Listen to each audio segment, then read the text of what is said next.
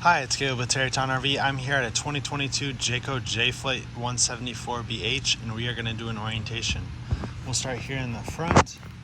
So you have your manual crank, tongue jack, crank it to the right or clockwise to raise it up, crank it counterclockwise to lower it down. That's how you hook and unhook from your vehicle.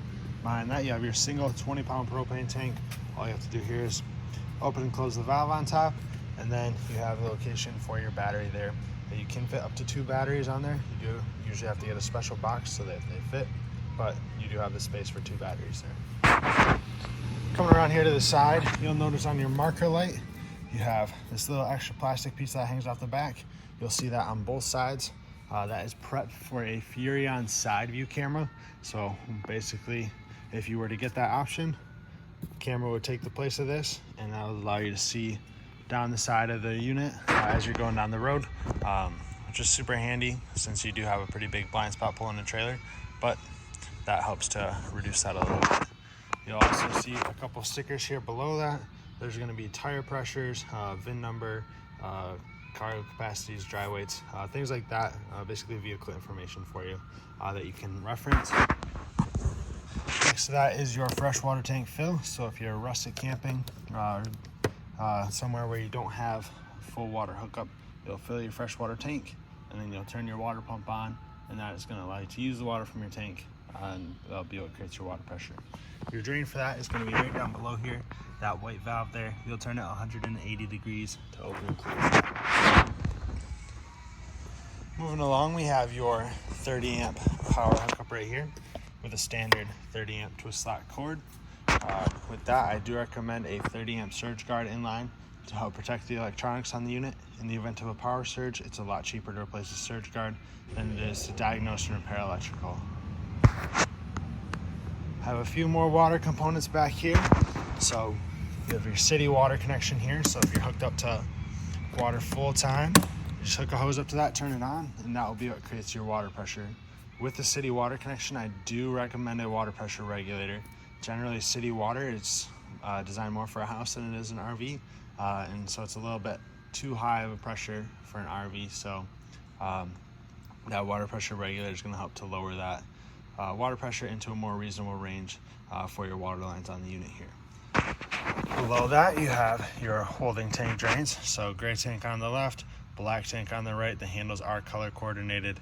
It's also labeled for you to make it nice and easy. So with this, when you go to drain, hook your sewer hose up first, put that in your drain, then you'll pull your black tank handle. Once your black tank is empty, you'll pull your gray tank handle. That gray dirty singing shower water is going to help rinse the black toilet water out of the end of your hose and out of the end of the drain here as well. Once those are done, close them up, put your sewer cap on, and you are all set there. You can store your sewer hose in your back bumper here. That cap just pulls off of there. Just kind of squeeze it in the middle to release it. You also have your water heater back here. It's a gas and electric water heater. The switches for it are going to be inside on your monitor panel. You also have down at the bottom your drain and drain cap. So you'll put that cap on there, you'll tighten it down with a 1 1/16 inch socket, and then turn your water on, and the tank here will start to fill.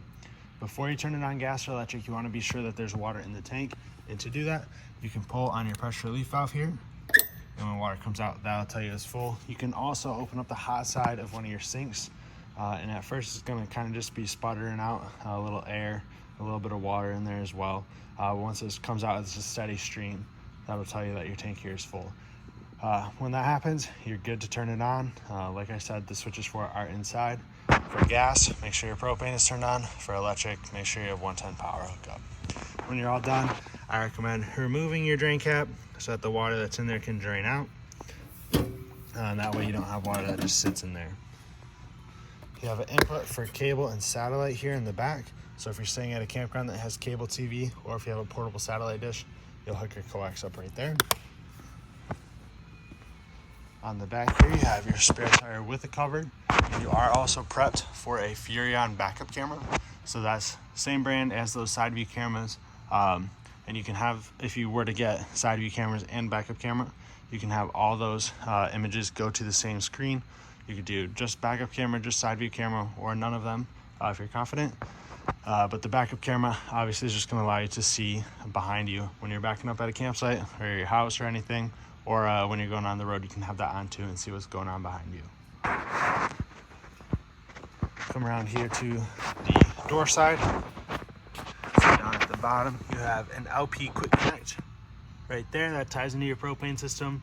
You can also see your 2 rear stabilizer jacks here. The jack crank for that, or for both of those, is going to be right up here.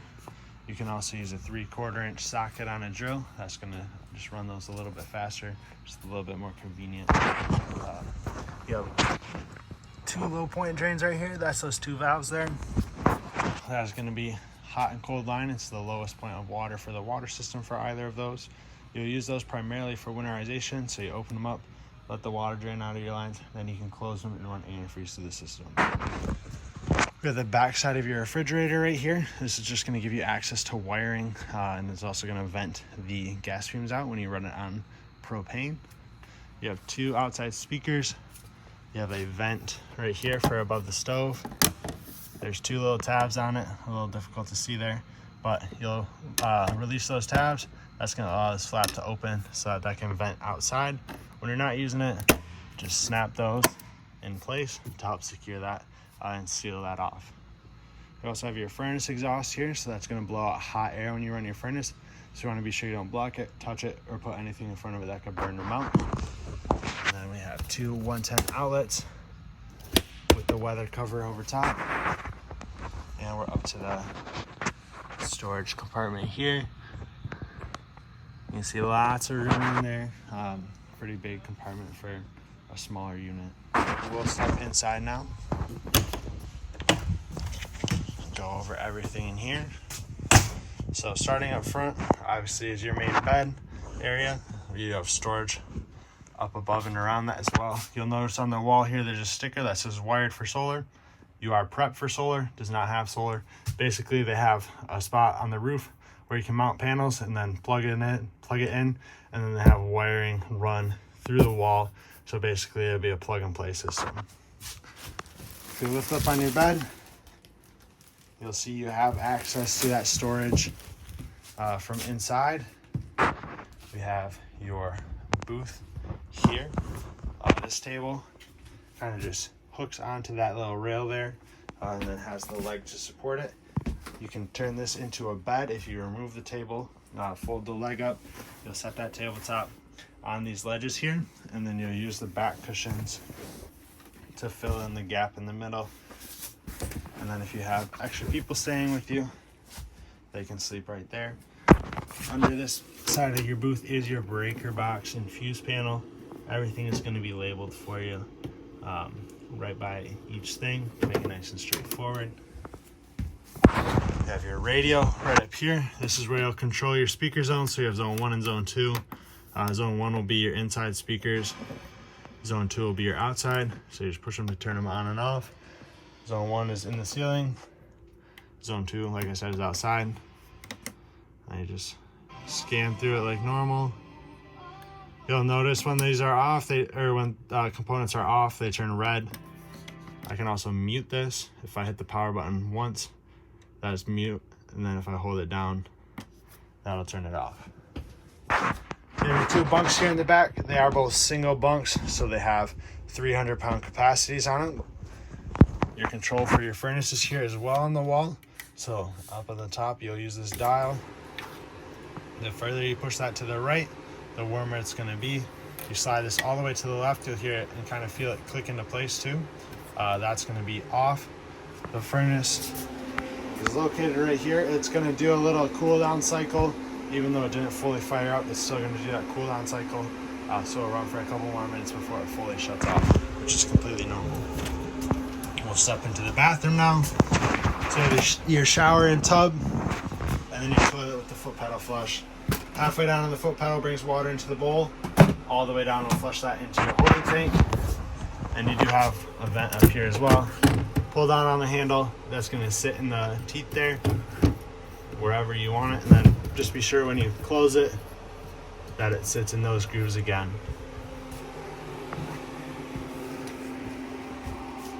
Then we have your refrigerator here.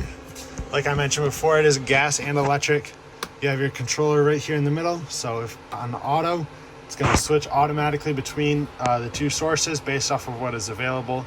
It prefers electric, so it looks for that source first. Since we are plugged into 30 amp, it's going to run off of electric. If we were to unplug it, switch over to gas, there's no propane in the tanks though, so this would start to flash because it failed to light. You can also run it on gas only.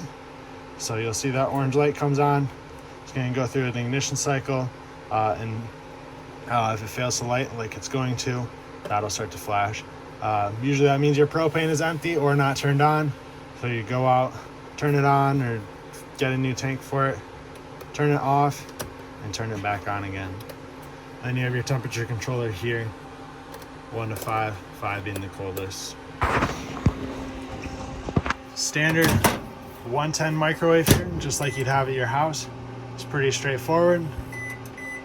And then light and fan for above the stove. Remember, if you use the fan here to open up that vent on the outside as well.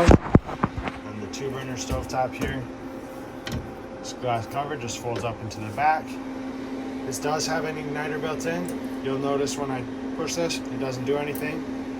You gotta turn the blue light on there. And then when you push that in, that activates the igniter. Just be sure close the cover here when you're not using this or when you're going on the road. It's got the rubber tabs on either side that are going to help to secure that in place. Your keys are here in your sink. You have everything keyed alike on here, so one key is going to fit all your locks for your compartments and for your entry door. So it makes it so you don't have to carry around a handful of keys with you everywhere. And then you have a location for a TV here, 110 resettable outlet, and your antenna booster. You'll notice that green light on it. That means your antenna is on. If you're hooked up to cable or satellite, push the button next to it. That'll turn that off and allow you to get channels on cable and satellite. Then the last thing here is going to be your kind of main control area. So you have 2 light switches. This is going to do your awning lights. This does your ceiling lights here. Your ceiling lights do also have a push button in the center of them that you can turn individual ones on and off with. You have your monitor panel here, so you can check the levels of your battery, fresh, black, and gray tanks. You can also turn your water pump on and off, so if you're rustic camping and you have your fresh water tank filled, you'll turn that on there. And then you have the 2 controls for your water heater on gas, water heater on electric. Once again, need your propane for the gas, need 110 power for the electric. You can run both of these at the same time actually. It's going to heat up fastest or most efficiently. If you're hooked up to shore power though at a campground, I recommend you just run it off of electric. That way you don't use up your propane. The last control up here is going to be your awning control. So awning in and out, just hold down awning out and that will start to extend. When you do run this out, just be sure your door is not fully open. Your awning arm is essentially right there. So if your door is open too far, your awning arm is going to hit that. Same thing when you're closing it. If your door is open, your door is going to get stuck in there and it's going to damage your awning arm. But you do want to keep an eye on it as you run it out because it's not going to stop automatically. I don't think we'll have enough room to fully extend it here, but I'll tell you what you look for. So you look for the bare awning tube. So no more fabric rolled around it. And there's also going to be a little piece of fabric that hangs down at the end. That'll be your indicator that it's fully retracted, or fully extended rather. To retract it, you just hold down awning in, and it will stop once it's up against the side of the unit. We'll retract that a little later. The last thing in here is going to be your AC. So you have your controls up top here. So this will be turning that on or doing just your fan, and then you have your temperature controller here. It shows red there. That's not going to actually be heat. That's just going to be warmer air, and you have a vent open and close there. But that'll be everything for this unit here. I hope this video is helpful to you. If you have any questions, don't hesitate to reach out. We'd love to help you through those. And thank you for choosing Terrytown RV.